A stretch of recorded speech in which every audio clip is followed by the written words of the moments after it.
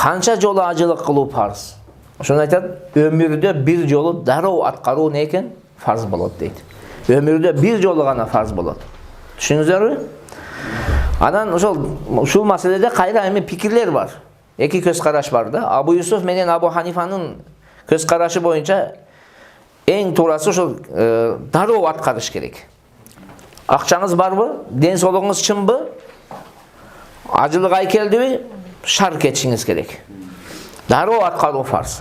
Имам Мухаммадтын пикири боюнча дароо аткаруу эмне эмес? Фарз эмес. Быйыл аткара албасаң, кийинки жыл аткарып койсоң деле не? Жарай берет дейт. Бирок биринчи пикир туура. Дароо аткарыш керек. Бул эки пикирдин натыйжасы, эми айтып атат да, бирөө дароо аткарсын, бирөө кийинки жылга дагы аткарса эмне?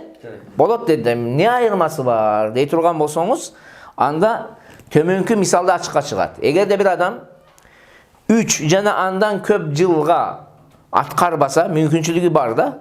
Биринчи жыл аткарбады мейли дейли, бир себеп болуп калгандыр деп коебуз да. Экинчи жыл аткарбады мейли, дагы бир себеп болуп. 3 жыл же андан көп аткарбай кое турган болсо, фасык деп айтылат ал адамга. Ал адам бузук адам болуп эсептелет. Анын күбөлүгү кабыл кылынбайт. Эгерде эки адам ортосунда араздашуу болуп, ошондой ажылыкты 3 жылда андан көп жылга таштап койгон адамдар келип күбө кылсаң, казанын сөзүнө не кылбайт? Кабыл кылбайт таксырым. Түшүнүктүбү? Ошондой эле күнөкөр дагы болот. Түшүнүктүбү? Күнөкөр дагы болот. Бирок эгер өмүрүнүн акырында аткарса, анан аткарып өлүп кете турган болсо, жанагы күнөө кайра эмне болуп кетет? Түшүп калат таксыр.